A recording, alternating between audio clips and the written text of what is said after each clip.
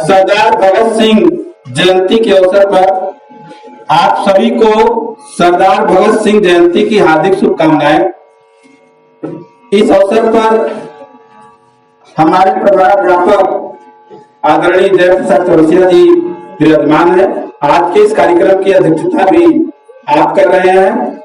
हमारे बीच में advocate girl के संयोजक के रूप में उपस्थित हैं हमारे अनुज, विशिष्ट अतिथि मुख्य अतिथि के रूप में आपका स्वागत है। हमारे स्टाफ में विद्यालय परिवार इस आयोजन का हिस्सा है और सभी का स्वागत अभिनंदन है। बच्चों, कोई भी उदाहरण या मिसाल कब बनता है जब वह कुछ नया करता है। नया करने के लिए कुछ जुनून होना चाहिए और वो जुनून दिखना भी चाहिए। ऐसा जुनून हो कि उसका प्रभाव आपके ऊपर भी पड़े, आपके समाज पर पड़े और आपके देश पर पड़े। हम आज जिसकी जयंती मना रहे हैं, भगत सिंह जयंती। भगत सिंह बहुत छोटी उम्र में शहीद हो गए थे। इन्होंने देश के लिए अपने को कुर्बान कर दिया था। आप सोचो, उस समय जब देश आजाद नहीं हुआ था, उस समय ये पढ़ाई लिखाई छोड़कर देश के लिए कुर्बानी दिए। क्यों दिए? क्योंकि हम आजाद नहीं थे। हम उस समय की स्थिति ये थी कि सारे लोग गुलाम थे, सारे लोग के पास कोई अधिकार नहीं था। सिर्फ और सिर्फ आज्ञा का पालन करना ये मात्र काम था। जो भी शासक था उस समय अंग्रेज थे।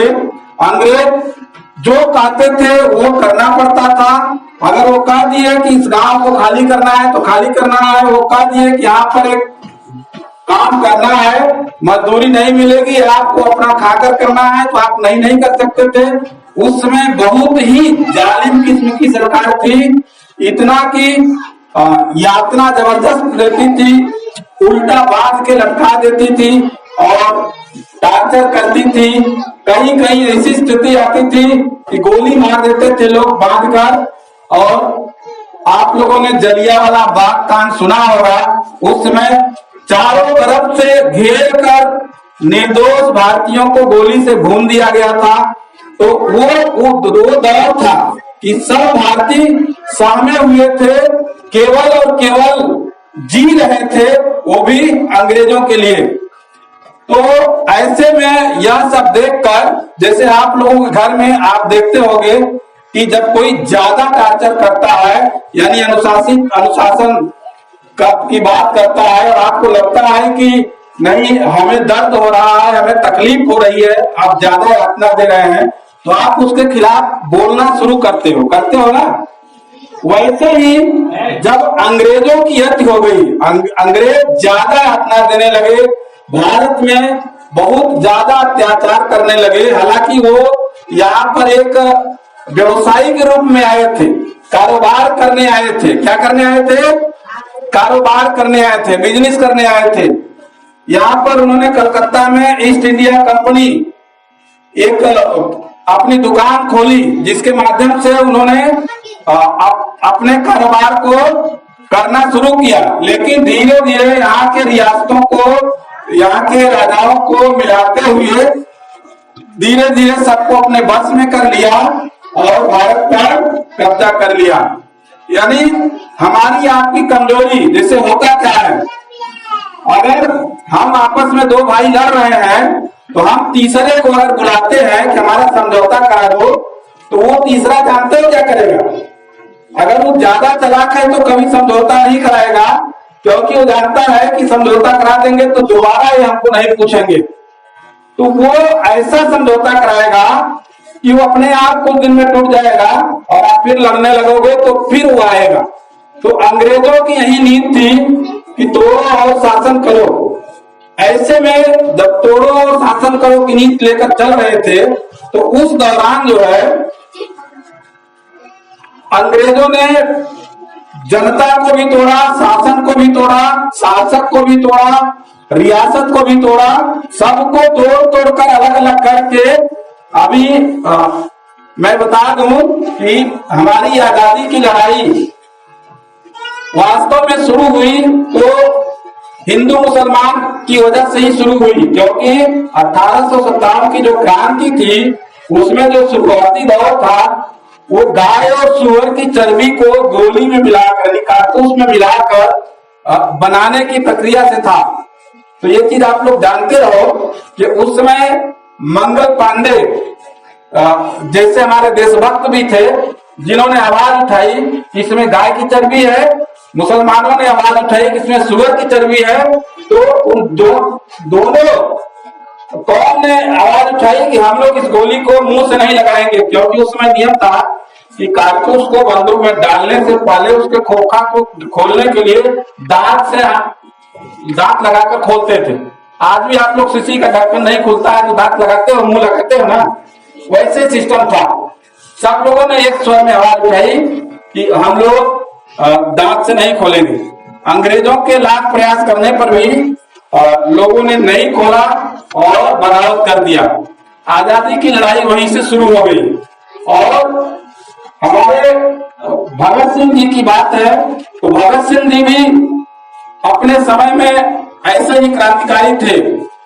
उन्होंने एक आदर्श प्रस्तुत किया हम सबके लिए और यह बताया कि हमें उलूल जुलूल के झगड़े में नहीं पड़ना है, हमें आपस में नहीं लड़ना है, हमें हिंदुस्तान के लिए लड़ना है, हमें देश के लिए लड़ना है। वहां पे उम्र काम नहीं करती है, वहां पे जज्बा काम करता है, वहां पर आपकी सहूलियत काम करती है। क्योंकि जब एक व्यक्ति पर आंच आता है तो उतना प्रभाव नहीं पड़ता है जितना आपके घर परिवार पर आ जाए।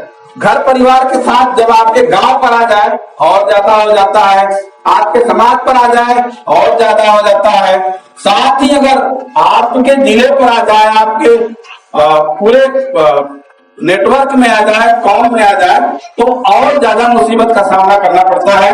उसमें पूरे देश पर यह समस्या थी, पूरे देश गुलामी झेल रहा था, तो पूरा देश को स्वतंत्र करा रहा था। ऐसे में ऐसे महापुरुष समय समय पर आते रहे, जैसे भगत सिंह की बात मैं कर रहा हूँ तो भगत सिंह भी आए, तो ऐसे लोगों ने कुर्बानी दी, देश आजाद हुआ। आज कल पढ़ने लिखने का अधिकार नहीं था, कल काम करने का अधिकार नहीं था, कल बोलने का अधिकार नहीं था, कल खेलने कूदने का अधिकार नहीं था, कल कहीं आने जाने का अधिकार नहीं था, कल कुछ भी करने का अधिकार नहीं था। आजादी की लड़ाई इन शहीदों की वजह से हमारा देश आजाद हुआ। और जब देश आजाद हुआ तो आज हम सब कुछ अपने से करते हैं, अपना घर भी चलाते हैं, अपना काम भी करते हैं। आज स्कूल में आप लोग बैठे हो, पढ़ने के लिए आ रहे हो, इसी स्कूल से कितने लोग पढ़ के निकल गए, आने वाले समय में कितने लोग पढ़ेंगे। तो ये आजादी है और पढ़ने के लिए अधिकार भी बन गया है। 6 से 14 वर्ष के बच्चों को निःशुल्क शिक्षा भारत सरकार भी दे रही है। तो हमें इसका फायदा उठाना है और हमें खूब पढ़ना है। क्या करना है? खूब पढ़ना है और अपने लिए संघर्ष करना है, अपने परिवार के लिए संघर्ष करना है, अपने देश के लिए संघर्ष करना है। आज संघर्ष, आज भी जो है आजादी की लड़ाई तो खत्म हो गई, लेकिन आज भी हम लोग कई तरह से आजाद नहीं हुए हैं ना। जब तक हम अपना काम अपने से नहीं कर पाते हैं, जब तक हम अपने को ऊपर उठा नहीं पाते हैं, तब तक समझ लीजिए हम आजाद नहीं है। आजाद कब होंगे? जब खुद अपने पैर पर खड़े होकर कमाने लगेंगे और 2 पैसे औरों को देने लगेंगे, तब लगेगा कि नहीं आप आजाद हो। जब आप दूसरे की मजदूरी कर रहे हो, दूसरे की गुलामी कर रहे हो, तो इसका मतलब आप अभी गुलाम ही हो। तो पढ़ो, क्योंकि शिक्षा वह शेरनी का दूध है, जो पीता है वो दहाड़ता है ना। तो आप लोग जिस संस्था में बैठे हो, यानी पीएम श्री कंपोजिट विद्यालय पढ़ारी जो नगवा सोनभद्र में है, आप भाग्यशाली हो कि आप पढ़ने आ रहे हो। क्योंकि एक समय था कि लोग पढ़ना चाहते थे, उनके लिए स्कूल नहीं सुलभ था। एक समय था कि लोग और गरीब लोग पढ़ने की इच्छा करते थे लेकिन लोग पढ़ने नहीं देते थे। छुआछूत की भावना भी बहुत थी। आज वो चीज नहीं है। आप सब इस अवसर पर एक मन में प्रतिज्ञा लीजिए कि हम चाहे जो भी हो जाए हम पढ़ेंगे और पढ़कर कुछ बनेंगे, बनकर अपने परिवार का, अपने समाज का, अपने देश का सेवा करेंगे। ऐसा करेंगे आप लोग ना? कितने लोग मन लगाकर पढ़ेंगे? हाथ उठाएं। सभी लोग मन लगाकर पढ़ेंगे। बहुत बढ़िया, बहुत अच्छा लगा।